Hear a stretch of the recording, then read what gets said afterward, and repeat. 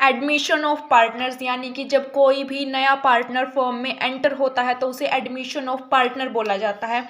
तो इसको इंट्रोडक्शन से स्टार्ट करते हैं, बहुत छोटा सा टॉपिक है। इंट्रोडक्शन में क्या लिखेंगे, when a new partner is admitted, जब कोई भी नया पार्टनर एडमिट होता है फर्म में और कोई एग्जिस्टिंग पार्टनर फर्म से रिटायर होता है, जो तो फर्म का जो स्ट्रक्चर है वो पूरा चेंज हो जाता है, तो उसे बोला जाता है रिकॉन्स्टिट्यूटेड फर्म। तो उस फर्म को क्या बोलेंगे हम, रिकॉन्स्टिट्यूटेड फर्म बोलेंगे। एडमिशन ऑफ पार्टनर है जो रिक्वायरमेंट है उसकी बिजनेस को एक्सपेंड करने के लिए। तो ये इतना ही इंट्रो में बहुत है। नेक्स्ट है एडमिशन ऑफ पार्टनर का मीनिंग।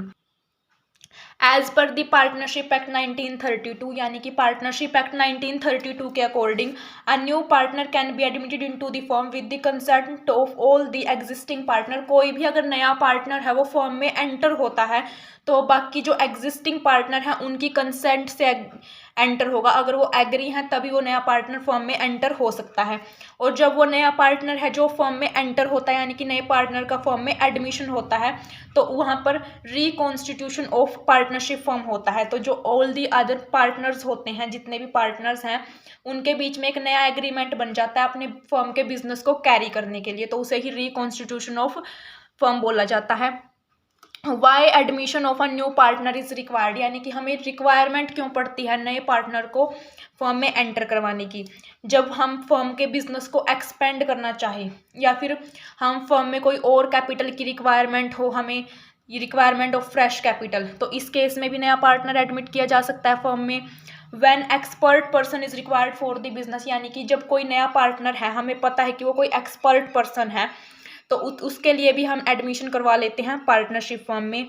और या फिर कोई वेल रेप्यूटेड पर्सन है, उसकी गुडविल अच्छी है, हमें पता है कि उसके फर्म में एंटर होने से हमारी फर्म की गुडविल इंक्रीज होगी, तो इस केस में भी नए पार्टनर को फर्म में एंटर करवाया जा सकता है। यानी कि मोस्टली 3 केस हैं, तो फर्म के बिजनेस को एक्सपेंड करना, यानी कि कैपिटल की रिक्वायरमेंट हो तब एंटर करवा सकते हैं किसी एक्सपर्ट पर्सन को एंटर करवाने के लिए, या फिर वेल रेप्यूटेड पर्सन है जिसकी गुडविल बहुत अच्छी है उसको एंटर करवाने के लिए एडमिशन ऑफ पार्टनर्स किया जा सकता है।